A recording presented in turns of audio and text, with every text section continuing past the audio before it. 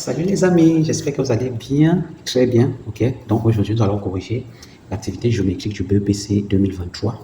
Nous allons commencer tout de suite par la première question. La première question nous dit de calculer les coordonnées du vecteur AB. Donc on nous dit déjà que dans le repère OIJ, on considère les points AB et AB de coordonnées 3, 2 et moins 2, 1. Donc ici on a les coordonnées de A et ici les coordonnées de B. Donc on va donc calculer le vecteur AB. Allons-y, calculons les coordonnées du vecteur AB. Donc ici, on sait que AB, donc ici je mets la formule, ce sont les vecteurs de B moins les vecteurs de A. Donc on aura ici XB moins XA. Voilà, deuxième coordonnée c'est YB moins YA. On ferme. Donc, application numérique, on va donc dire que AB est de coordonnées. Ici, XB, c'est la première coordonnée de B, donc moins 2. Moins XA, donc moins XA, la première coordonnée de A, donc moins 3, point virgule. YB, c'est la deuxième coordonnée de B, donc 1, moins la deuxième coordonnée de A, donc YA. Voilà. Après, on effectue donc ces calculs. On trouve que AB est de coordonnées moins 5 et moins 1. Voilà. Donc, voilà donc les coordonnées de AB. On passe à la question suivante. Voilà, la deuxième question nous dit de déterminer une équation cartésienne de AB. Donc, allons-y. Déterminons une équation cartésienne de AB. Donc, vous commencez, quand on vous demande de déterminer une équation cartésienne, vous commencez par dire soit M de coordonnées X, Y, appartenant à la droite AB. Donc, soit M, X, Y appartenant à AB. Après, vous allez calculer, on vous dit calculons. Vous choisissez un point de AB, c'est-à-dire A ou B, ce que vous voulez. Donc, moi, je choisis par exemple B, ok. Donc, calculons BM. Donc, ça peut être AM ou BM. Moi, je choisis B, donc c'est BM. Donc, ici, je vais calculer les coordonnées de BM, comme on a fait avec AB. Donc, allons-y, BM. Donc, c'est les coordonnées de M moins les coordonnées de B. Donc, ici, on aura XM moins XB et YM moins YB. On ferme.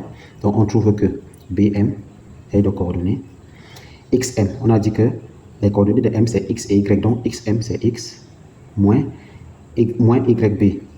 Donc, moins XB. XB, c'est moins 2. Donc, moins 2.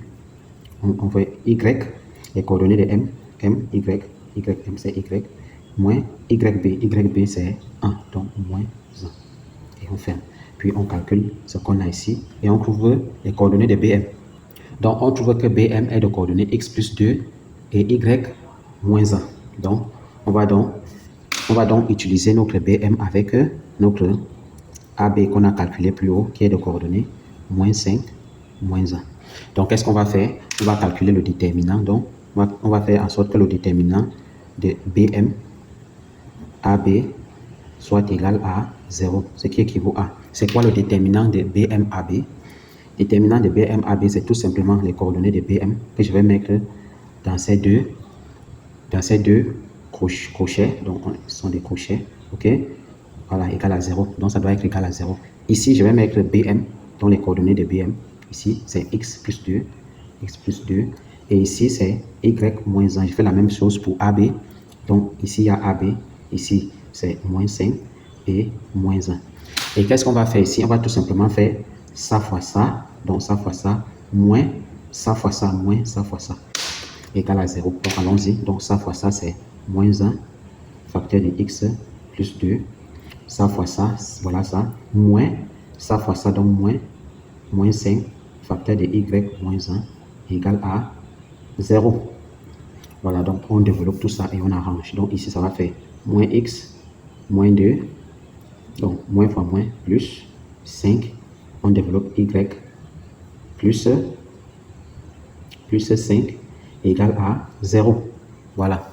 Donc, qu'est-ce que ça fait à la fin ici? Ça va nous donner moins x plus 5y. Et ça va faire plus 3 égale à 0. Donc, notre AB, la droite AB a pour équation cartésienne, c'est ici. Et donc, n'oubliez pas que l'équation cartésienne est sous forme de AX plus BY plus C égale à 0. Donc, voilà ça ici. Voilà donc comment on cherche les coordonnées l'équation cartésienne d'une droite. Premièrement, vous dites M de coordonnées X, Y, puis vous choisissez un point de la droite AB que vous allez lier à M, comme j'ai fait ici, puis vous calculez les coordonnées de BM. Voilà. Puis, vous prenez le vecteur directeur de cette droite-là qui est AB, qu'on a calculé les coordonnées précédemment. Donc, vous allez donc calculer le déterminant de ces deux égal à 0. Et voilà comment est-ce qu'on calcule ce déterminant. OK?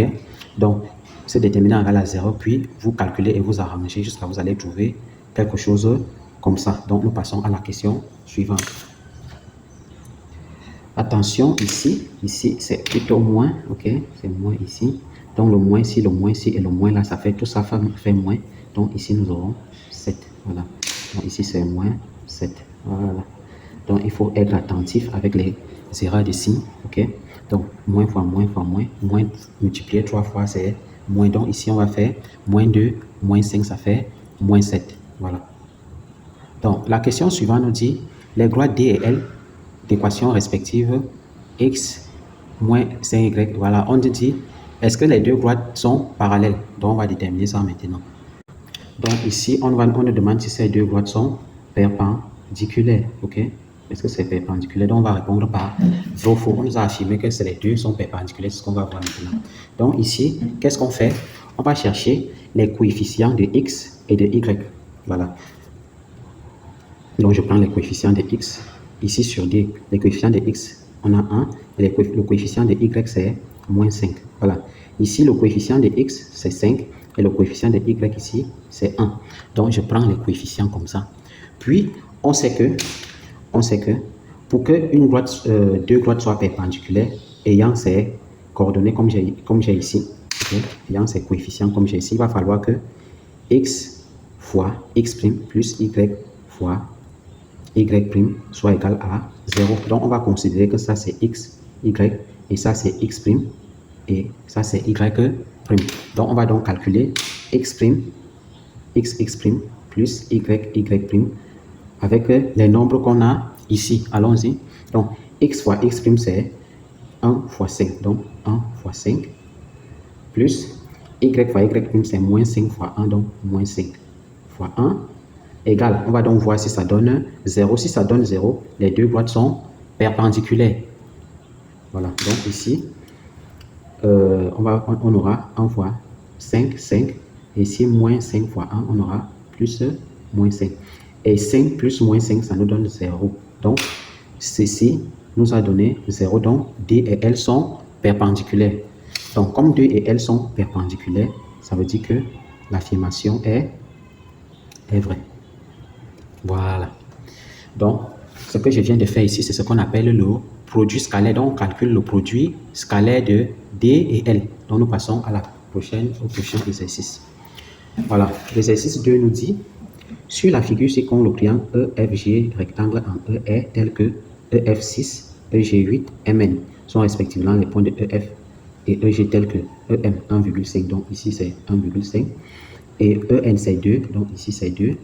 Donc, on dit montrer que les droites FG et MN sont parallèles. Voilà. Donc, ici, quand je lis ce genre de questions, je dois penser à la propriété de Thalès. Et qu'est-ce qui me renforce l'utilisation de la propriété de Thalès ici? C'est parce que j'ai affaire à des triangles semblables. Donc, ici, j'ai un premier triangle et j'ai un second triangle comme ceci. Donc, quand j'ai deux triangles semblables avec un sommet commun, et deux droites parallèles comme ça, je dois tout de suite penser à la propriété de Thalès. Donc ici, comme on me dit de montrer que les deux droites-ci sont parallèles, je vais plutôt utiliser la réciproque de la propriété de Thalès. Donc, allons-y. Donc, avant de passer à la réciproque de la propriété de Thalès, j'aimerais d'abord écrire la propriété de Thalès par rapport à ces deux triangles semblables-là. Donc ici, je vais aller du sommet commun des deux triangles, ok, du sommet commun qui est E. Donc, je vais faire EM, donc EM, sur EF, donc sur EF, égale à EN sur EG, voilà, sur EG. Et pour écrire l'autre, j'enlève tout simplement les E qu'il y a là, il me reste MN, donc MN sur FG. Et je dois m'assurer que MN et FG sont les droites parallèles. Maintenant, pour faire la réciproque de la propriété de Thalès, je ne dois pas m'intéresser à la fraction qui portent les droites parallèles, je dois m'intéresser à ces deux-ci. Donc, FG et MN sont parallèles si et seulement si ceci égale à ceci. C'est ce qu'on va faire maintenant.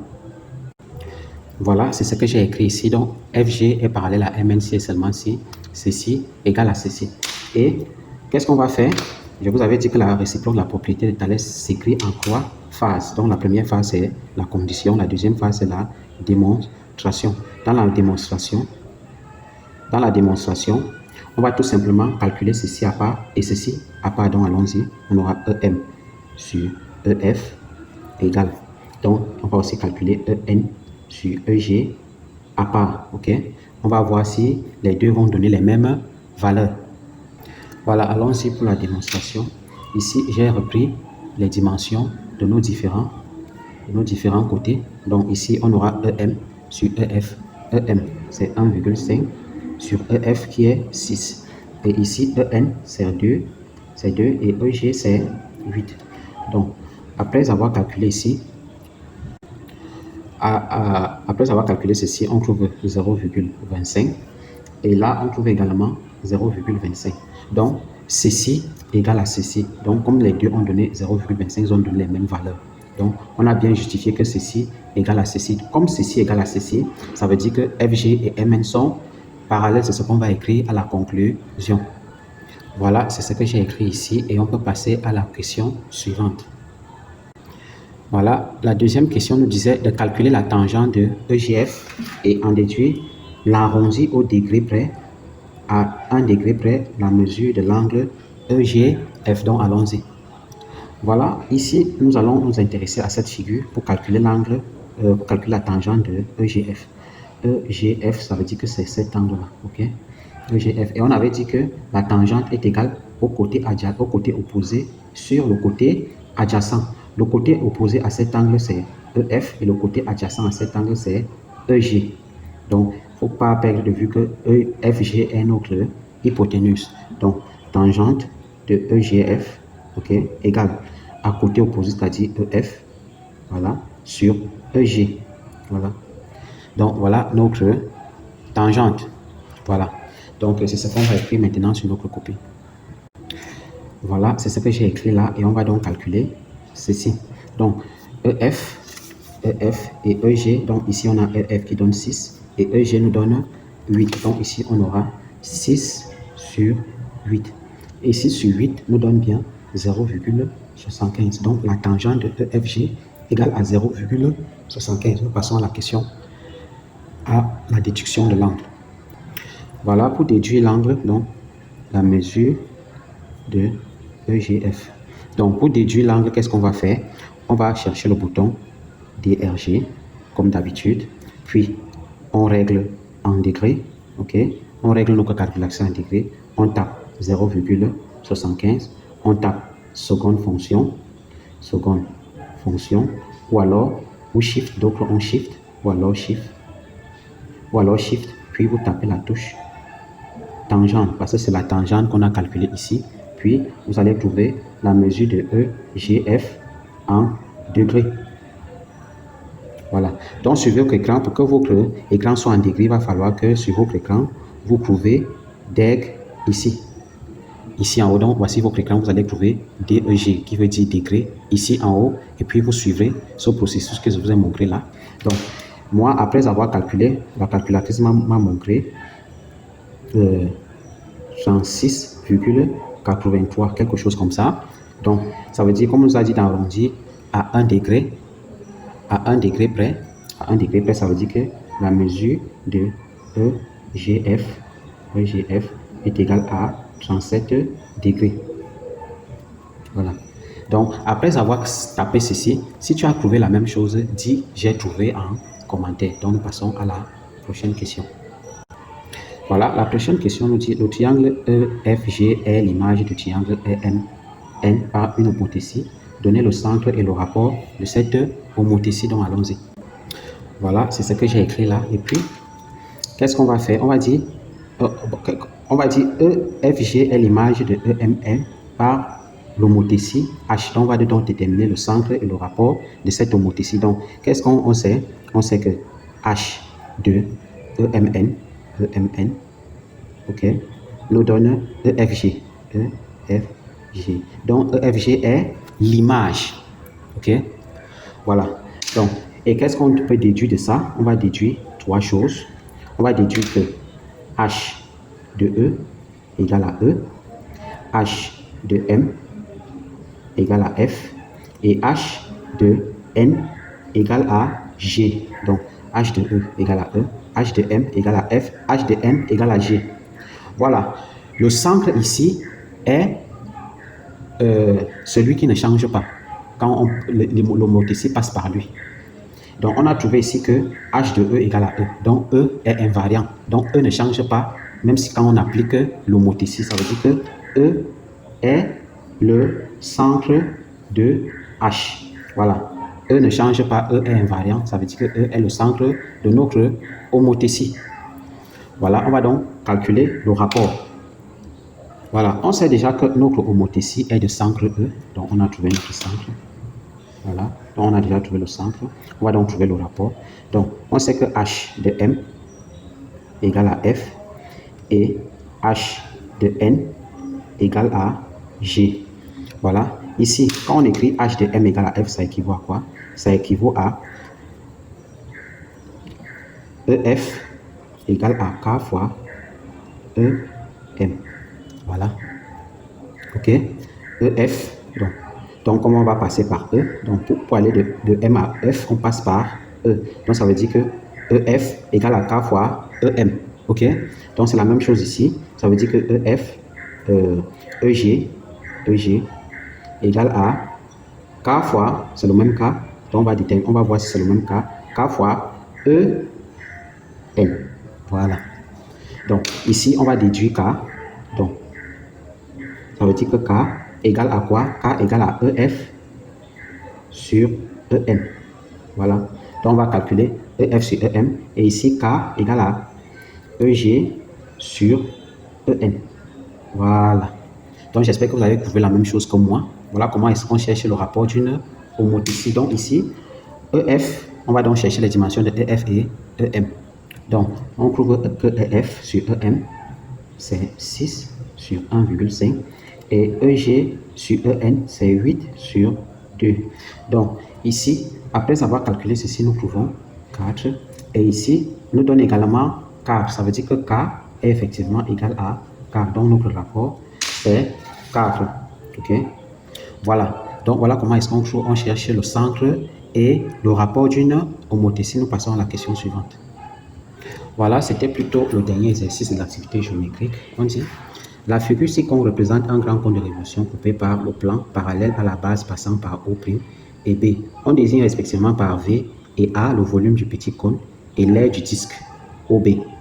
Donc, ne perdez pas de vue que notre O' est ici et notre O est là. OK? Donc, c'est un peu ça. Et on dit, voilà ce qu'on a dit, O'B. On dit, on donne V égale à 10 cm au cube, A égale à 5 cm au carré et SO' sur SO égale à 1 tiers. Donc ici, c'est notre S, ici, c'est notre O' et là, c'est notre O. Ici, c'est B et ici, c'est A. Donc, pour ceux qui ne voient pas, je remets les lettres là. Donc, si vous ne voyez pas, le centre de ce petit disque, c'est O' et le centre de ce grand disque, c'est O. Voilà. Donc, pour qu'on soit plus clair, on nous dit en question 1, calculer le volume V du grand cône. Donc, allons-y. Voilà, c'est ce qu'on va faire ici et je vais rentrer sur ma figure, sur le problème. Ici, pour calculer le volume de ce grand cône, j'ai besoin de l'aire de la base fois la hauteur divisé par 3. Mais ici, je n'ai ni le rayon du cercle que j'ai ici, je n'ai pas son rayon. Je n'ai même pas la hauteur SO, je n'ai pas sa hauteur, on ne m'a pas donné. Mais qu'est-ce que je dois faire? Tout de même, je connais le volume du petit cône qu'il y a là. Donc, le volume du petit cône est de 10 cm3 parce qu'on a dit que petit v représente le volume du petit cône. Donc, petit v est égal à 10 cm3 et on nous a donné ici SO' sur SO. Et ne perdez pas de vue que SO' sur SO est en fait K, qui est le rapport de réduction. Voilà. Donc, le rapport de réduction ici, c'est K égale à 1 tiers. Et nous savons quel rapport il y a entre le volume du petit cône, le volume du grand cône et le rapport de réduction. C'est ce que je vais écrire dans ma copie. Donc ici, je vais écrire la relation qu'il y a entre le petit cône, le grand cône et K. Donc ici, on va dire le volume du petit cône qui est V égale à K fois le volume du grand cône. Ici, K, ici sera au cube. Okay? Voilà donc la relation qu'il y a entre le volume du petit cône et le volume du grand cône. Donc ici, on va faire l'application. On va donc tirer le grand V par rapport à petit v. Donc ça veut dire quoi? Ça veut dire que grand V égale à petit v divisé par K au cube. Voilà. Donc, qu'est-ce que ça va faire en application numérique? Petit v, c'est 10. Et notre K égale à 1 tiers. Donc, c'est divisé par 1 tiers le tout au cube. Voilà. Donc, ici, ça va donner quoi? Ici, ça va donner 10 divisé par 1 tiers au cube. Donc, n'oubliez pas que A sur B exposant n égale A exposant n sur B exposant n. Donc, ça va tout simplement donner 1 sur 3 au cube. 3 au cube, c'est 27. Voilà. Donc, ici, qu'est-ce que ça va donner? Ici, ça va donner 10, voilà, multiplié par l'inverse de ceci. Et l'inverse de ceci, c'est 27. Donc, ça va faire 10 fois 27. Donc, c'est grand V. Donc, ça veut dire que grand V nous donne enfin 10 fois 27, ça nous donne bien 270 cm au cube. Voilà. Je crois que c'est en centimètres, oui, c'est centimètres au cube. Donc, voilà le gros volume grand V. On passe à la prochaine question. Voilà, la dernière question de l'activité géométrique nous dit de calculer l'aire A de la base du grand cône. Donc, ici, on va calculer l'aire de la grande base du grand cône. Ici, on a déjà l'aire de la base du petit cône. Et on a notre cas. Donc, on va également écrire la relation qu'il y a entre l'aire de la base du grand cône et l'aire de la base du petit cône et K. Allons-y. Voilà la relation qu'il y a entre l'aire de la base du petit cône et l'aire de la base du grand cône. Et ici, notre K ne sera pas comme ça, il sera au carré.